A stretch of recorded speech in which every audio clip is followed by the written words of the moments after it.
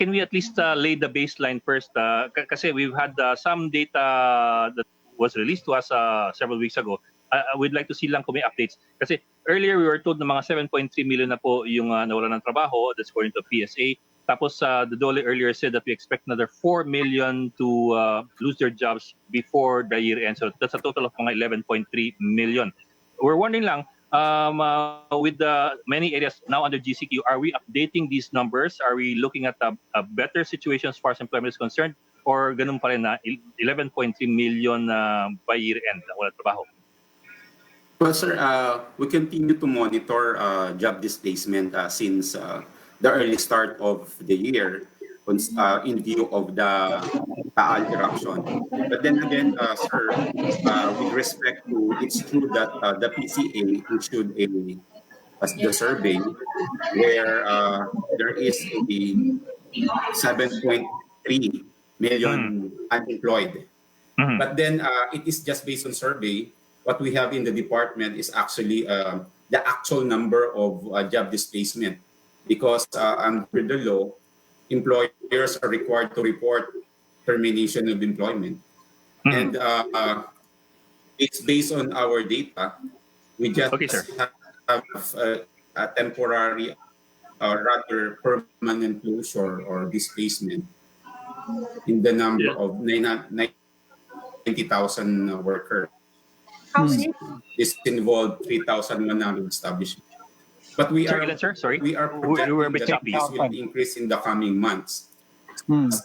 Madam, sir, since based on our reports coming from the regions, there are already 3,118 establishments reporting permanent displacements. So this is about 90,000 workers. This is based on our actual report.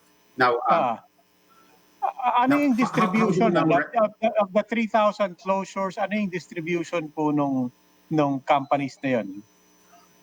Well, most of these companies are coming from the administrative and support services as well as food and accommodation. When we say displacement report, these are permanent displacement. This is separate from the data that we reported way back in March with respect to temporary closure. We are now, establishment are now deciding to permanently close.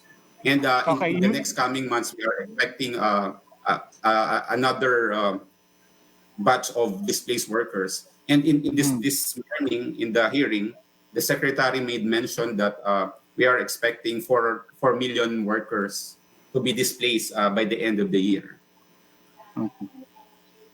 Okay, I think you referred to a couple of sectors. But what about geographically? Are there any particular regions or areas that are particularly hit?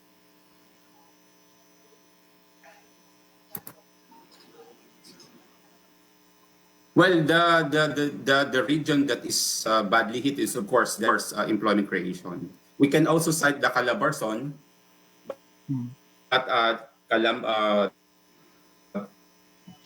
but it's actually in the NCR. It's just the most number of this. We seem to be having problems with audio.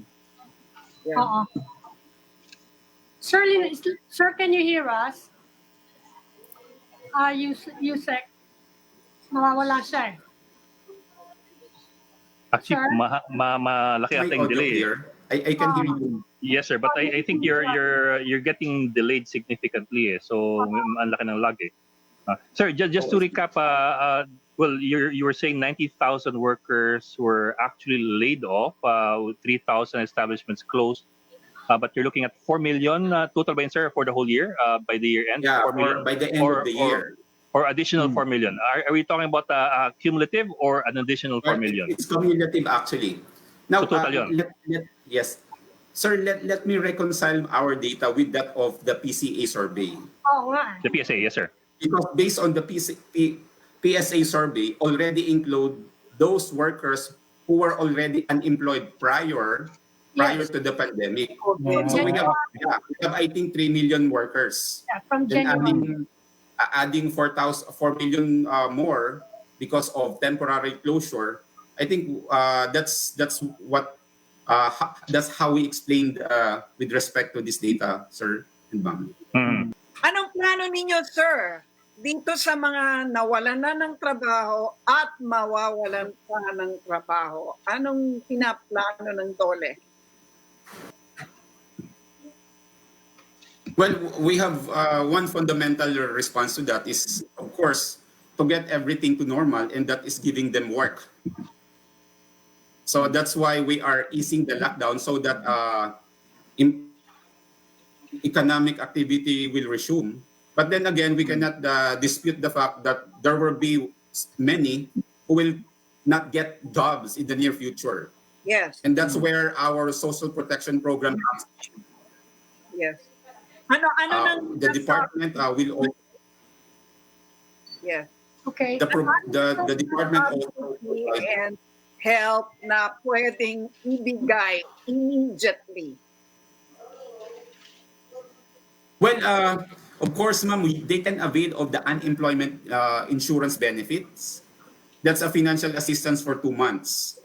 And for the informal sector workers, we do provide emergency employment. This is what we call as the TUPAD, tulong panghanap buhay para sa disadvantaged worker. These are emergency employment. Ano po yung emergency employment? Well, this is a program where government provides work to displaced worker. So pwede po silang tumulong sa paglilinis. They can also be hired by local government units. May suggestion si Senator During the pandemic, we implemented emergency employment.